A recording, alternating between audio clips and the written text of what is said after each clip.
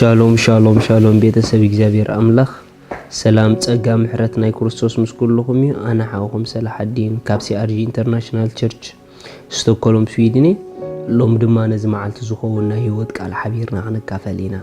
ሎም እንካፈሎ ቃል በክርስቶስ ኩል ሰዓኢና ዕውታት ድብል በክርስቶስ ኩል ሰዓኢና ዕውታት አሪኹም ናይ ክርስትና ህይወት ሓንሳብ ትዕወት ሓንሳብ ትሰዓር ሓንሳብ ትዲብ ሓንሳብ ትወርድ ሓንሳብ ንላዕሊ ሓንሳብ ንታሕቲ እዚ ናይ ክርስትና ህይወት ኣይኮነ ኖ ናይ ክርስትና ህይወት ኩል ግዜ ኣብ ዘይቋርጽ ዓወት መንባር እዩ እሲ ናይ ክርስትና ህይወት ኩል ግዜ ንቅድሚት መቀጻል እዩ ናይ ክርስትና ህይወት ኩል ግዜ ንላዕሊ መኻድ እዩ ናይ ክርስትና ህይወት ኩል ጊዜ ሙሳኽ እዩ እሲ መጽሐፍ ቅዱስ ክዛረብ ከሎ ካልኣይ ቆሮንጦስ ምዕራፍ 2 ከምዚ ይብል ጥቕስ 14 ግናኸ ነቲ ብክርስቶስ ኩሉ ሰዓት ናብ ዓወት ዝመርሐና ኩሉ ሰዓት ናብ ዓወት ዝመርሐና በአናውን መዓዛ ፍልጠቱ ኣብ ኩሉ ቦታ ዝገልጽ ኣምላኽ ስብሓት ይኹኖ ብጣዕሚ ይዝገርም ስለ ዓወትና ክዛረብ ከሎ ሐዋርያ ጳውሎስ ብክርስቶስ ሓደ ጊዜ ናብ ዓወት ዝመርሐና ይኮነን ኢሉ ኩሉ ሰዓት እዛ ዓይነት ማይንድ ክህልወና ይግባእ እዩ ኣብ ህይወት ኩሉ ጊዜ ሰዓርት ምዃና ብምንም ዓይነት መንገዲ ብተኣምር ንሕና ንሰዓረሉ ነገር ከምዚ የለ እሲ ኩሉ ጊዜ ኣብ ህይወት ዕውታት ምዃና ደጋጊምና ክንሓስብ ይግበአና እዩ እዚ ዓይነት ማይንድ እንተደኣ ኣለና ኮይኑ ብሓቂ እዚ ቃል ሓቂ ምዃኑ ኣብ ህይወትና ክንርኢና ህይወትና ነተሓሳስባና እዩ ዝመስል ይሲ ከም ሰብሓ ሓደ ጊዜ ክወድቕ ክእለ ከም ሰብሓ ሓደ ጊዜ ክስነፍ ክእለ ከም ሰብሓ ሓደ ጊዜ ኢልኩም ተሓስቡ ተደኣ ኾንኩም ከም ሓሳብኩም ካብኡ ንላዕሊ ኣይትነብሩን ኢኹም ነገር ግን ከም ቃሉ ዝብሎ ከም ሰብ ኣይወድቕኒ ኣነ ኩሉ ጊዜ ብክርስቶስ ዕውት ኣብ ዓወት ጥራሕ ከየ ዝነብር ዝብል ማይንድ ተደኣ ኣለካ ድማ ከም ኣፍካን ከም ሓሳብካን ህይወትካ ከምኡ ክኸውን እዩ ናይ ክርስትና ህይወት ካብቲ ናይ ዓለም ህይወት ኣዝዩ ፍሉይ እዩ ናይ ዓለም ህይወት ሓንሳብ ትኸስር ሓንሳብ ትዕወት ሓንሳብ ትዲብ ሓንሳብ ትወርድ እዩ ናይ ክርስትና ግን ሃየር ላይፍ እዩ ፍልይ ዝበለ ህይወት እዩ ናይ መንፈስ ህይወት እዩ ብክርስቶስ ድማ ተዓዊትና ስዒርና ዝጀመርናዮ ህይወት እዩ ምክንያቱ ብሕጂ ንዋግኦ ጸላኢ የለን ኦሬዲ ብክርስቶስ ካብ ዓወት ጀሚርና ኢና ይሲ ብክርስቶስ ኣብ ልዕል ዝበለ ስፍራ ተሰዊርና ኢና ብክርስቶስ ኣብ ዘይንወርደሉ ቦታ ኣቲና ኢና እዚ ስፍራ እንተደኣ ከም ዝኣተናዮ ንኣምን ኮይና ኩሉ ጊዜ ኣብ ዘጋጥመኩም ነገራት ኩሉ ጊዜ ኣብ ተኣትዎ ጉዳያት ዓወትናትኩም ምዃኑ ሕሰቡ ምናልባሽ ነገራት ኣብዚ ሰዓት ዘለኹም ኣዝዮም ከቢዶምኩም ይህልው ኾኑ እዮም ግን ደስ ይበልኩም ኣእዳውኩም ንሰማይ ኣልዒልኩም ንጎይታ ክብሪ ብምሃብ ዓወትናተይ ስለ ዝገበርካዮ ተመስገን በልዎ እመኑኒ ክሳብ ሕጂ ከሸግርኩም ዝጸንሑ ከተሸግርዎም ክጅምሩ ኢኹም መጽሐፍ ቅዱስ ቀዳማይ ዮሐንስ 4:4 ኹም ይዝብል ደቀየ ንስኹም ካብ አምላኽ ኢኹም ካብቲ ዓለም ዘሎ ድማ ኣባኹም ዘሎ እንታይ ይገብር ይድብል ይበልጽ ይሲ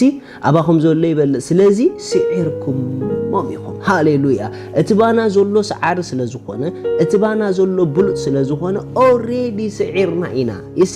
ኦሬዲ ክንስዕር ኢልና ንነብር ሰባት ኣይኮንናን ክርስትና ፍልይ ዘብሎ ካብ ሃይማኖታት እንታይ እንድሕሪልኩምኒ ክርስትና ካብ ኩሉ ሃይማኖት ዝፈልዩ ክርስትናውን ሃይማኖት ዘይኮነ ንምንታይ ተዳኢልኩምኒ ክርስትና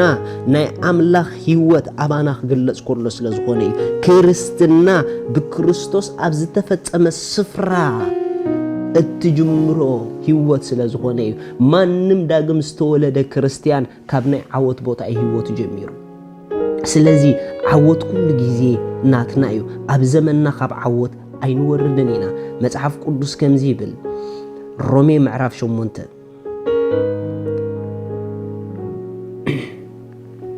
ሮሜ ምዕራፍ 8 ከምዚ ይብል ካብ 35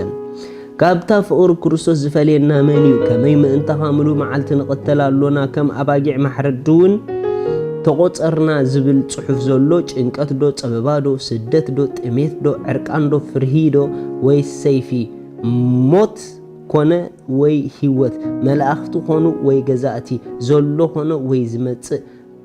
ወይ ሓይልታት ልዕል ዝበለ ኾነ ወይ ትሕት ዝበለ ካልእ ፍጥረትን እንተኾነ ካብታ ኣብ ክርስቶስ ኢየሱስ ጎይታና ዘላ ፍቕሪ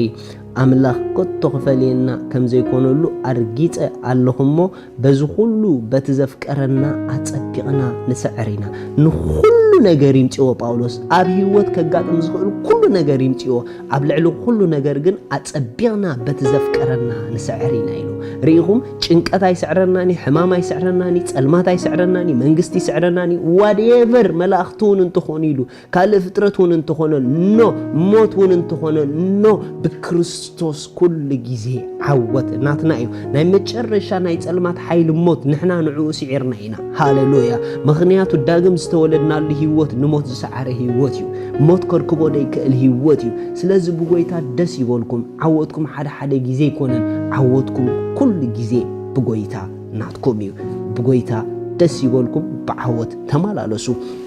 ኣምላኽ ሰማይ ይባርኽኩም ሎሚ